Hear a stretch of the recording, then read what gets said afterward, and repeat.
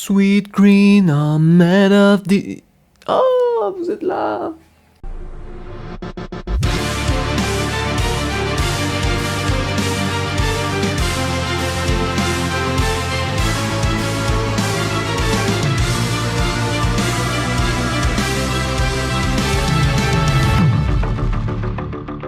Salut, je vous avais pas vu, et ben aujourd'hui on va parler de Swing Green 2, et oui parce que j'ai pas pris le 1. Mais qu'est-ce que c'est, me direz-vous? Eh bien c'est une très jolie histoire faite par Piel. Piel qui est un auteur, pas forcément de BD du coup, mais plus un illustrateur, là en tout cas c'est une histoire qui oscille entre l'illustration, le livre pour enfants et la BD, mais c'est pas à proprement parler de la BD. En attendant, c'était un collègue avec qui j'ai fait une séance de dédicace et avec qui je me suis très très bien entendu. Du coup on s'est échangé nos BD. Lui, il a pris mon tome 3, du coup, pareil, hein, voilà. Moi, j'ai pris son tome 2. Mais il n'empêche que, du coup, c'est un type vachement sympa et qui a un très joli coup de crayon, et je voulais en parler, tout simplement parce qu'il mérite d'être connu, et qu'il y a des choses à raconter sur son univers graphique. Alors du coup, on va lire sa biographie qu'il a mis à l'arrière de ce petit livre, hein, un livre du coup format paysage. C'est en 1976, à Mons, que Piel voit le jour, avec déjà un crayon à la main. Ses premières âmes graphiques, il les fait en recopiant inlassablement Astérix, les Schtroumpfs et Maya l'abeille. C'est pas la même chose, hein.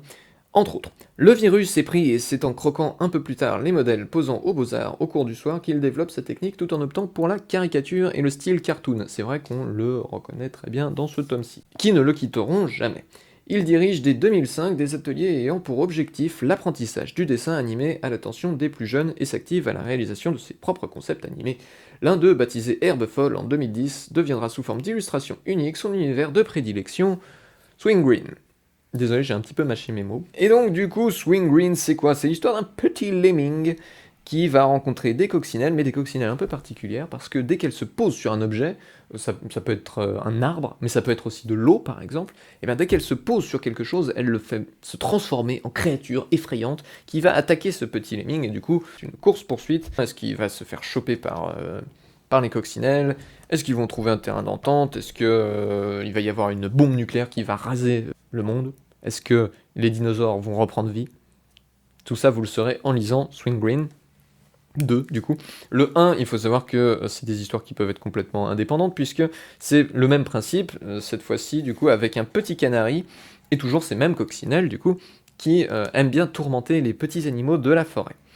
Voilà, alors ce qu'il y a à dire, c'est surtout son style graphique très particulier et vraiment avec beaucoup de mouvements, c'est très joli. La colorisation, du coup, est faite avec des crayons, hein, de couleur, peut-être parfois des crayons de couleur aquarelle, c'est-à-dire qu'ils peuvent se diluer avec de l'eau. Son grand intérêt, c'est effectivement ce style cartoon avec beaucoup de mouvements et beaucoup de vie dans les yeux, c'est très cool. Il y a aussi un vrai jeu avec tous les éléments de la nature qui vont se transformer par exemple en créatures, avec beaucoup d'originalité, parfois monstrueuses et parfois rigolotes, mais qui vont surtout utiliser des éléments de la nature ou de l'objet qu'utiliseront les coccinelles pour se transformer, et à chaque fois avec beaucoup d'originalité.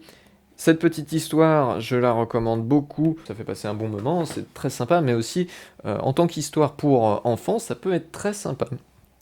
C'est le genre d'histoire pour enfants que moi j'appréciais quand j'étais petit, comme on va citer Le Chevalier, la Princesse et le Dragon, qui était un peu le même principe d'accumulation de créatures plus folles les unes que les autres. Et ouais, non, je pense que si j'avais lu cette œuvre quand j'étais petit, je sais que j'aurais vraiment apprécié du coup. Si vos enfants adorent tout ce qui est fantastique, tout ce qui est créatures monstrueuses, ou tout simplement si vous avez envie de faire découvrir cette histoire aux plus jeunes, ou si vous avez envie de découvrir d'ailleurs, puisque ça peut tout à fait plaire à tout le monde, c'est un petit moment très sympa passé en compagnie de ces lemmings et de ces coccinelles, et du coup je vous le recommande chaudement. Je vous donne rendez-vous pour la prochaine vidéo, et à bientôt. Ah oui, et je précise que si vous voulez me voir en dédicace, pour l'instant non, j'ai pas de salon, mais ça va se faire dans le futur. Petite annonce inutile. À bientôt.